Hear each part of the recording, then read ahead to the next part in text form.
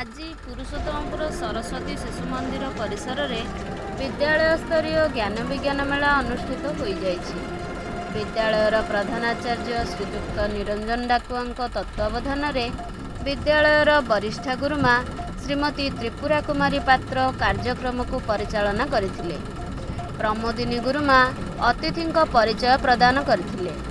ଏହି କାର୍ଯ୍ୟକ୍ରମରେ ଅତିଥି ଭାବରେ ପରିଚାଳନା ସମିତିର ସଭାପତି ଶ୍ରୀଯୁକ୍ତ ଜଗବନ୍ଧୁ ଦଳାଇ, ଉପସଭାପତି ଶ୍ରୀଯୁକ୍ତ ହରିହର ପଣ୍ଡା, ସମ୍ପାଦକ ଶ୍ରୀଯୁକ୍ତ ସୁଶାନ୍ତ କୁମାର ବେହେରା, ଯୁଗ୍ମ ସମ୍ପାଦକ ଶ୍ରୀଯୁକ୍ତ ଅକ୍ଷୟ କୁମାର ବେହେରା, ପୁରୁଷୋତ୍ତମପୁର ଚେୟାରମ୍ୟାନ ଶ୍ରୀଯୁକ୍ତ କୃଷ୍ଣଚନ୍ଦ୍ର ପଣ୍ଡା, ବଡ଼ଖରିଡ଼ା ସରପଞ୍ଚ ଶ୍ରୀଯୁକ୍ତ ରମେଶ ଚନ୍ଦ୍ର ଦଳାଇ ଯୋଗ ଦେଇଥିଲେ। ପରିଚାଳନା ସମିତିର କୋଷାଧ୍ୟକ୍ଷ ଶ୍ରୀଯୁକ୍ତ ରାଜକିଶୋର ସାସମଲ ପ୍ରଦୀପ ପ୍ରଜ୍ୱଳନ କରି କାର୍ଯ୍ୟକ୍ରମର ଶୁଭାରମ୍ଭ କରିଥିଲେ। ଯୁଗ୍ମ ସମ୍ପାଦକ ଶିଶୁ ଭାଇ ଭଉଣୀମାନଙ୍କୁ ବିଜ୍ଞାନର ଉପକାରିତା ଉପରେ ମୂଲ୍ୟବାନ କଥା କହି ମାର୍ଗଦର୍ଶନ କରାଇଥିଲେ।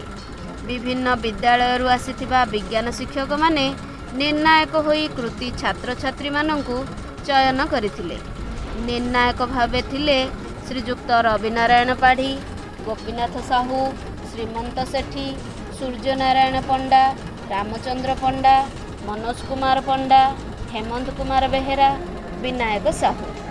ଏଥିସହ ସଂସ୍କୃତି ଜ୍ଞାନ, ମୂର୍ତ୍ତିକଳା, ଆଶୁଭାଷଣ, ପ୍ରଶ୍ନମଞ୍ଚ ଓ ପ୍ରୟୋଗରେ ପୂର୍ବରୁ ଚୟନିତ ଶିଶୁମାନେ ମଧ୍ୟ କାର୍ଯ୍ୟକ୍ରମରେ ଉପସ୍ଥିତ ଥିଲେ।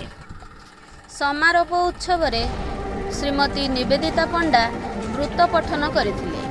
ଏହି ଜ୍ଞାନ ବିଜ୍ଞାନ ମେଳାରେ 202 ଜଣ ଶିଶୁ ବିଭିନ୍ନ ପ୍ରକଳ୍ପରେ ଓ ପ୍ରାୟ 270 ଜଣ ଶିଶୁ ଅନ୍ୟାନ୍ୟ ପ୍ରତିଯୋଗିତାରେ ଭାଗ ନେଇଥିଲେ।